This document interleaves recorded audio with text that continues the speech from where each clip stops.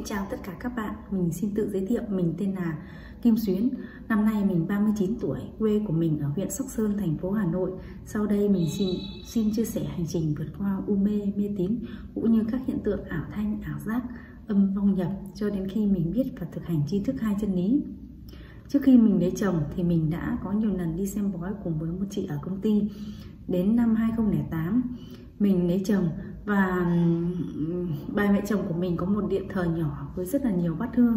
Theo mình được biết thì bà kế thừa cái điện thờ nhỏ này của mẹ đẻ của bà, và bà có thờ bên tứ phủ. Mình thì mỗi lần đi qua cái phòng thờ của bà thì mình rất sợ, rất hoảng hốt, mình cũng không biết tại sao. Sau một thời gian thì bà nghe tin là ông thầy làm cúng cho bà mất ấy, bà đã nhờ một thầy bà đến để hóa giải tất cả các bát hương và điện thờ của bà đi. Khoảng 3 tháng sau thì mình có các hiện tượng như là hoảng hốt, ngủ thì mơ ngủ linh tinh, mình mơ thấy nhiều ma, mình mơ thấy xuống địa phủ, mơ thấy ai đó truy đuổi giết mình. Và ngoài ra mình còn có các hiện tượng như ảo thanh, ảo giác, luôn nghe thấy trong đầu tiếng người nói, tiếng thần Phật nói và tiếng người xui khiến mình đi đánh cờ bạc.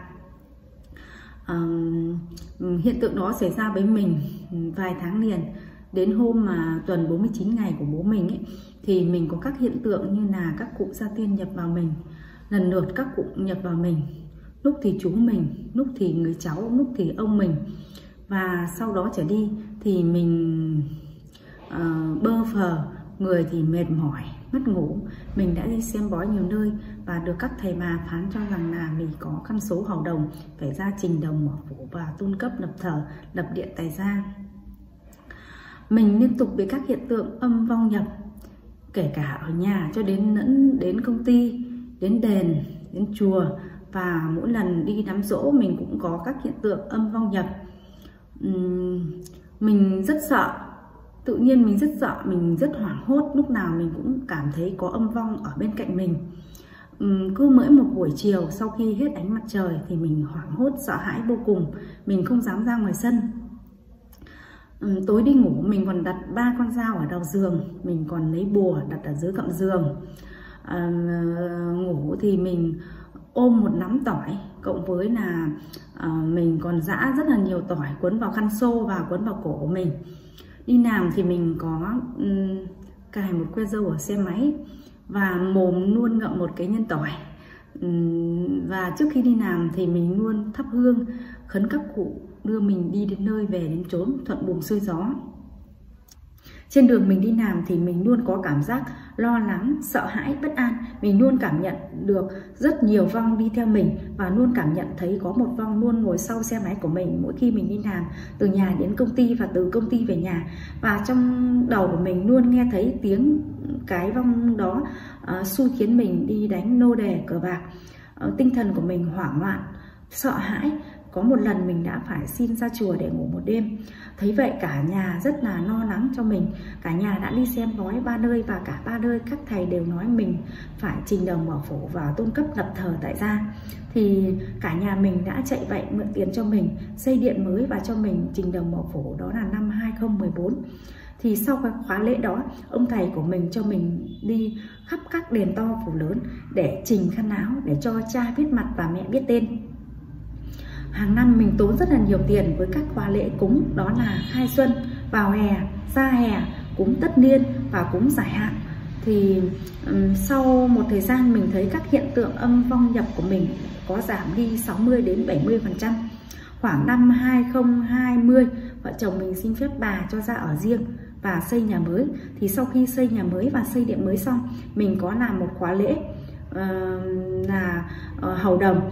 Và với cái khóa lễ đó để mình mong muốn là cầu tài, cầu lộc, cầu sức khỏe và cầu bình an.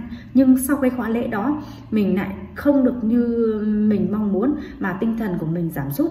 Mình như là một người ngớ ngẩn, ngủ thì hay bị bóng đè, bị mất ngủ, bị rối loạn lo âu. Chồng mình thì liên tục báo lợ xấu, gia đình thì lục đục, công việc thì không được suôn sẻ. Và mỗi lần mình lên điện của mình để mình thắp hương thì giọng của mình lại chuyển sang cái giọng của người Nghệ An. Và trong đầu luôn luẩn quẩn suy nghĩ những cái chuyện không tốt về trai gái. Thì mình không hiểu là mình đã làm sai ở đâu, mình cúng bái sai ở đâu.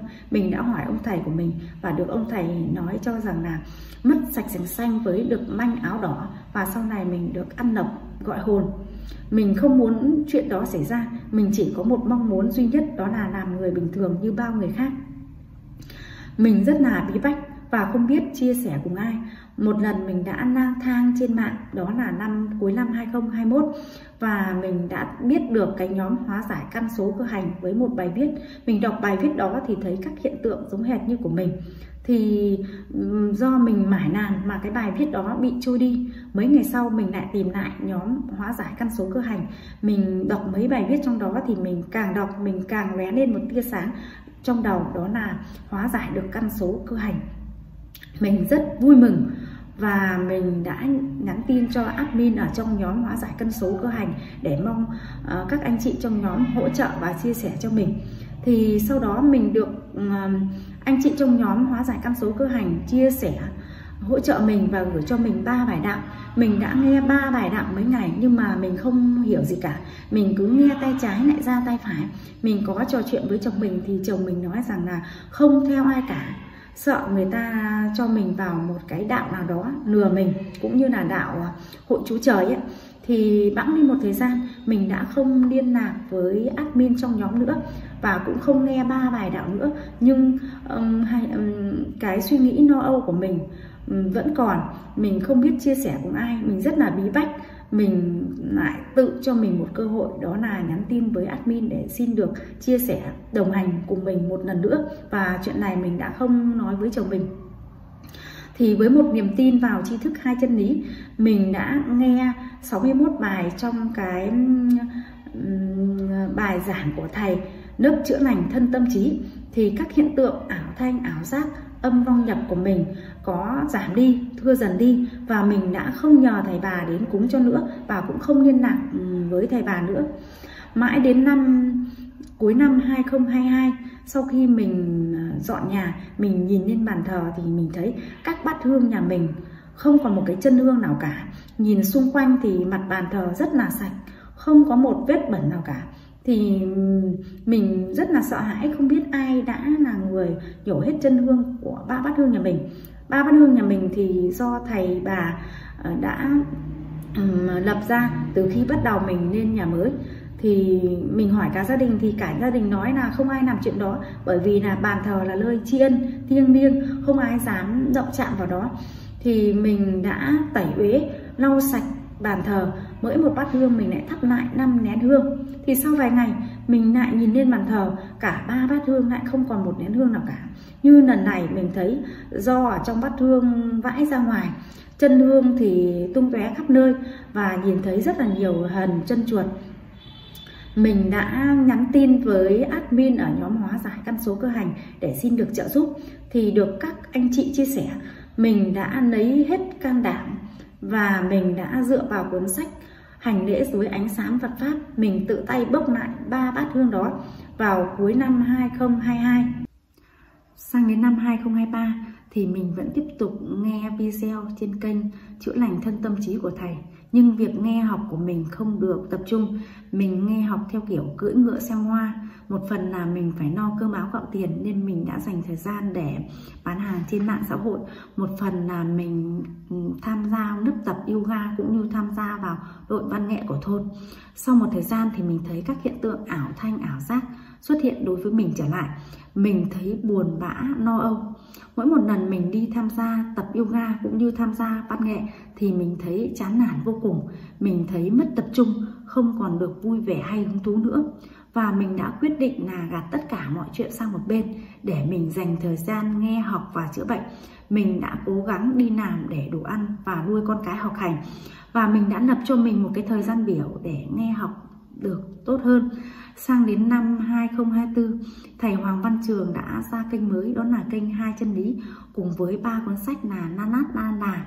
Mình đã in 3 cuốn sách đó ra, mình kết hợp giữa đọc và nghe. Thì lúc này các xung đột xảy ra đối với mình cảm thấy ngứa hết người và đau đầu dữ dội. Ngoài ra thỉnh thoảng mình còn có hiện tượng là buồn nôn khan hoặc là đau chân, như ai đó chát ớt vào mình. Thì mình hiểu đó là những cái xung đột cần phải có khi mọi người thực hành nghe học tri thức hai chân lý. Mình đã cố gắng bình tĩnh, tiếp tục nghe học và áp dụng uống bài gừng và đường phèn vào buổi sáng từ 7 đến 8 giờ. Thì dần dần các hiện tượng xung đột, ảo thanh, ảo giác không còn xuất hiện với mình nữa. Và mình đã tích cực hơn, mình yêu đời hơn, mình kiểm soát được những cái suy nghĩ tiêu cực. Mình thấy trí nhớ mình tốt hơn và mình hiểu được những cái khổ đau của mình đến từ đâu. Và đến tháng 3 năm 2024, mình đã tự tay hóa giải tất cả các bát hương, điện thờ cũng như là khăn áo hồng đồng và cây hương ngoài trời của mình, mà không cần nhờ đến thầy bà hay không còn lo lắng sợ hãi gì cả. Hiện tại các hiện tượng như là ảo thanh, ảo giác, âm phong nhập của mình đã hết. Mình đã hiểu được những khổ đau của mình đến do đâu, hiểu được những cái hiện tượng âm phong nhập mất kiểm soát do đâu mà các thầy bà hay nói là căn số.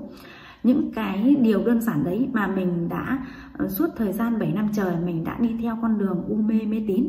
Thì hôm nay qua video này mình muốn nhắn nhủ với những bạn mới tiếp cận tri thức hai chân lý, hãy dành niềm tin tuyệt đối, trân trọng và học tri thức hai chân lý.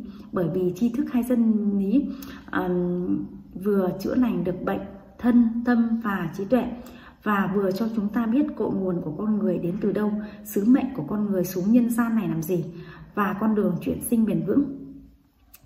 Và mình muốn nhắn nhủ với những bạn còn đang tham gia vào các hình thức cầu cúng, lễ bái, tụng niệm, xin xỏ cũng như là thiền, thì hãy rời xa các hình thức đó. Bởi vì tất cả vạn vật, sự việc, hiện tượng, hạnh phúc, khổ đau, bệnh tật, kiếp nạn đều vận hành theo quy luật nhân quả. Không có một khóa lễ nào có thể hóa giải được cả. Mà mình muốn có một cuộc sống hạnh phúc, gặp nhiều may mắn, thì mình hãy thực hiện đời sống tích cực, hành thiện, giúp đỡ vạn vật trời người, không sát sinh, để sản sinh ra hạt năng lượng dương, để cấu trúc lại tâm cân bằng, để làm cho cái linh hồn của mình chuyển sinh bền vững.